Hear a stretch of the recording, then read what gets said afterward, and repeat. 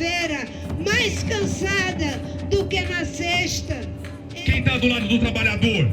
Quem está na rua pedindo o fim da escala 6x1? Somos nós. Vida além do trabalho, porque é sobre isso. O povo quer viver, o povo quer dignidade, o povo quer trabalhar para viver e não viver para trabalhar.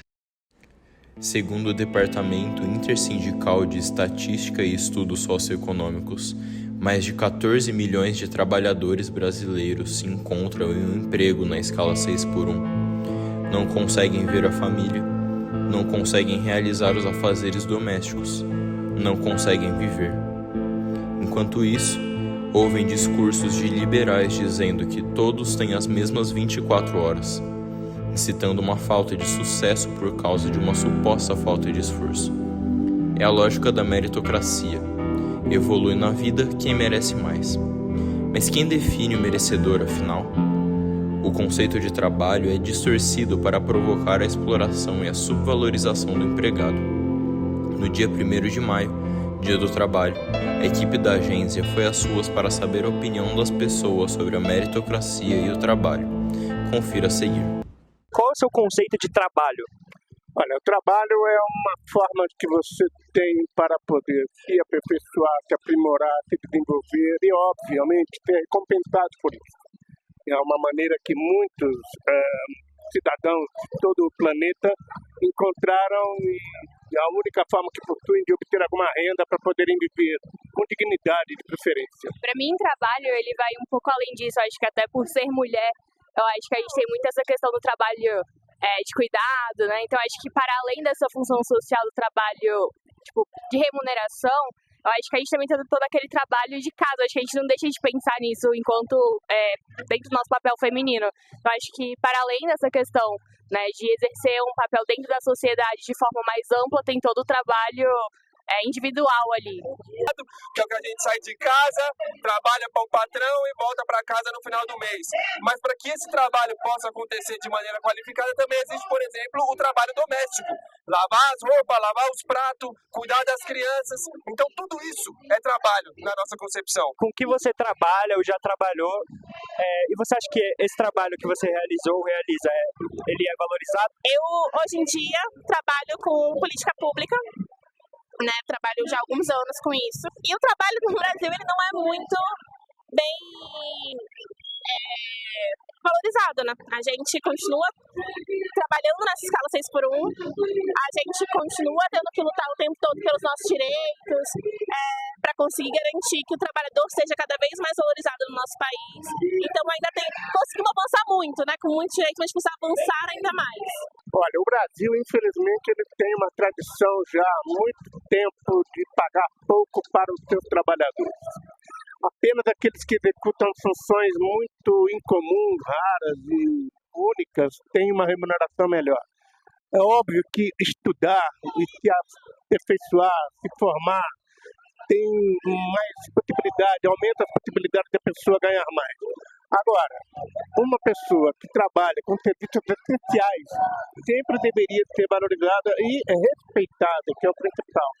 Portanto, eu acredito muito que nos últimos tempos essas profissões vêm sendo mais reconhecidas até pelo governo federal, do presidente Lula, da presidenta Dilma, que puderam algumas legislações que defendam esses trabalhadores. Mas a remuneração deles, a melhoria do seu salário vai depender muito da mobilização deles. A consciência de classe, esse é o maior problema que nós temos, a falta de consciência de classe. No momento que isso acontecer, é muito provável que eles sejam mais valorizados. Eu trabalho com relações internacionais, e eu acho que o meu trabalho é valorizado justamente pelo alto nível de complexidade que ele exerce, né? Então nós temos que saber falar diversos idiomas, nós temos que estar apto a dialogar, entender diversas culturas. Então talvez, e somente por esse fato, o nosso trabalho é valorizado, sim, o das relações internacionais. Você já ouviu falar de meritocracia e o que você acha sobre? Meritocracia é um conceito que foi muito propalado nos anos 90, nos anos 2000, uma espécie de justificativa para explicar as diferenças sociais e econômicas das pessoas. A grande concentração de renda na mão de poucos e a baixa renda de muitos, muitas vezes explicada com esse conceito de meritocracia, que para mim é uma falácia, um engodo, uma mentira, para justificar e dizer para você, olha, você não se esforçou o suficiente, contente-se com a sua miséria. É assim que eles fazem. Acaba sendo um discurso adotado principalmente pela sociedade burguesa que a gente vive, né, para tentar justificar o tipo de exploração que a gente vive como trabalhador na sociedade brasileira, principalmente, e que eu acho que precisa ser mais amplamente desmistificado e discutido de uma forma séria pela sociedade brasileira. Eu acho que a meritocracia, ela é uma falácia que a gente tem na sociedade, porque a gente não parte do mesmo ponto. Não tem como você achar que uma mulher, por exemplo, que ela acorda às 5 horas da manhã, que ela passou a vida inteira no subemprego, tendo pouco acesso à educação, a direitos básicos, à saúde, teve tão pouco acesso a direitos, ela parte do mesmo ponto, por exemplo, de alguém que sempre estudou numa escola, uma boa escola privada, com plano de saúde, com muitas possibilidades, né? Não parte do mesmo lugar. E aí, muitas vezes, o discurso da meritocracia que você precisa se esforçar muito para você poder chegar nos mesmos lugares. Mas como é que alguém que acorda às 4 horas da manhã, pega o metrô lotado, pega o ônibus lotado, tem muitas vezes pouco acesso à informação, à saúde, a tantas outras coisas, consegue, mesmo com muito esforço, chegar no mesmo lugar que alguém que muitas vezes ganha de mão beijada um emprego, um bom salário, uma boa formação e tudo mais. Eu também acredito que esse discurso, ele vem sempre de pessoas que já sempre estiveram no poder, sempre tiveram dinheiro, que herdaram cargos importantes dos pais ou enfim da família, mas que na verdade eles se baseiam nesse discurso para continuar explorando o trabalhador que depende desse sustento, né? Que o dinheiro, de fim, faz toda a diferença na vida dele. Então, ele não trabalhar é o sinônimo de não ter o que comer.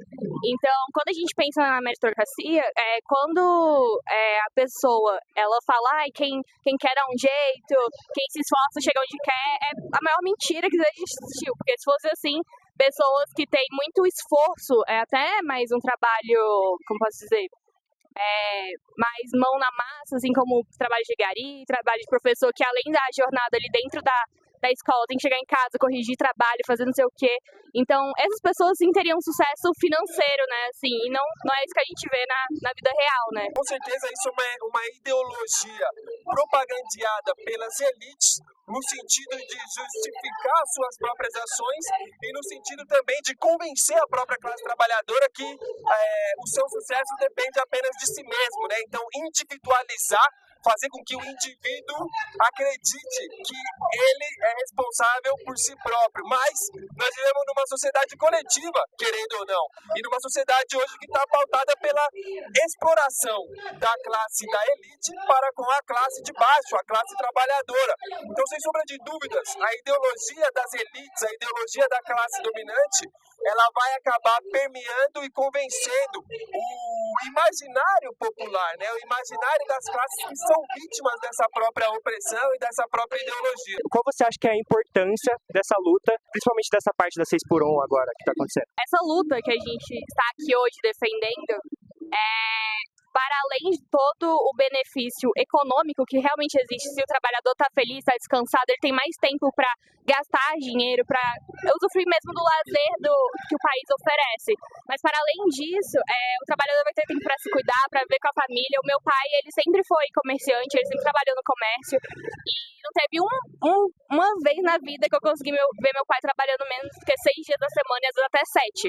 Então, eu sei o quanto é importante, tanto para a questão social, para a gente poder viver nossas famílias, ter saúde para continuar, né, progredindo e buscando melhorias para a nossa vida pessoal também. Você acha que a política tem feito algo mais impactante, assim, para conseguir mudar isso, ou você acha que isso está em falta? Eu acho que, infelizmente, a gente vive um congresso que joga contra o povo mesmo, né? A gente vê isso essa semana de várias formas. Infelizmente, eles em determinados momentos já parecem ser maioria, né? a gente sabe que na prática não são, mas a gente, como sociedade que busca fim das desigualdades, melhores condições de trabalho e várias outras pautas progressistas, a gente precisa se unir cada vez mais. Acho que tem grandes personalidades, até jovens, que estão, né, com uma voz grande, né, mas a gente precisa evoluir muito ainda nesse sentido e vir cada vez mais para a rua também, que eu acho que a presença também, para além das redes sociais, ela é muito importante para engajamento, para também alinhamento, né, do discurso, do movimento e tudo mais. Eu acho que tudo isso traz uma sinergia assim, para interesses comuns, digamos assim. Então, acho que tem os dois lados, né? Bom, a meritocracia, ela é exatamente contada pelas mesmas pessoas que hoje estão defendendo a luta patrão. A direita, normalmente, ela é contrária a qualquer melhoria para o trabalhador. Isso aconteceu na época do 13º, isso aconteceu na época de Getúlio Vargas, com a CLT. Sempre a direita se colocou contrária às mudanças que beneficiassem os trabalhadores. Agora, com a discussão do fim da escala 6x1, é óbvio que muitos empresários, muitos milionários não querem que isso aconteça para que não tenham que contratar mais pessoas. No entanto, há que se ter em mente que com a tecnologia avançando dia a dia, com a inteligência artificial, milhões de pessoas estão perdendo seus postos de trabalho no mundo inteiro porque estão sendo substituídas pela tecnologia. Portanto, uma das soluções que me parece mais viável para absorver essa mão de obra ociosa está exatamente na redução da jornada de trabalho, abrindo novas vagas de trabalho. A Austrália está colocando agora, a primeira-ministra está implementando a escala 4x3. O Congresso Nacional fala que nós temos, o Congresso Nacional, entre aspas, o inimigo do povo, eles querem que nós recebamos pela hora trabalhada. Pois bem, eu proponho que os deputados e senadores também só recebam por hora trabalhada. Se eles trabalham um dia por semana, que recebam apenas por um dia. Aí a gente tem uma conversa mais equilibrada. Eu acho que tem várias... Depende da perspectiva que você olha, né? Hoje a gente tem aqui, por exemplo, né, a Erika Hilton, que fez toda uma mobilização. A gente tem o governo Lula, que tem teclado muito, né, nessa pauta. Mas, ao mesmo tempo, a gente tem muito deputado que trabalha 2 dias na semana e tá falando que o trabalhador tem que morrer de exaustão. Então, assim, a gente vê os dois lados, infelizmente... acaba sendo uma coisa muito desonesta, porque a gente vê muita fake news vencendo, então a gente vê as pessoas indo contra, inclusive trabalhadores indo contra, porque simplesmente estão colocando uma ideia totalmente maluca na cabeça delas. Então eu vejo que hoje a gente tem caminhado para buscar, né, enfim, o envolvimento do governo nessas causas importantes que às vezes parecem pequenas, assim, que nenhum governo tinha falado até agora, né? Então eu acho que são causas importantes que estão começando a ter visibilidade, mas é lógico que a gente ainda pode, né, fazer muito mais, não só o governo dentro, quando a gente fala em política, não só o governo Estado, mas também nós enquanto seres políticos, né, como comunidade mesmo. Eu acho que quem está no comando nunca vai querer sair do comando, né? Quem está numa posição confortável nunca vai querer abrir mão do seu conforto. E é óbvio que eles vão lutar para não dar um diazinho a mais de folga para nós. É óbvio, mas nós temos que lutar para arrancar esse um diazinho a mais de folga, arrancar o segundo dia de folga e talvez até o terceiro dia de folga também, por que não?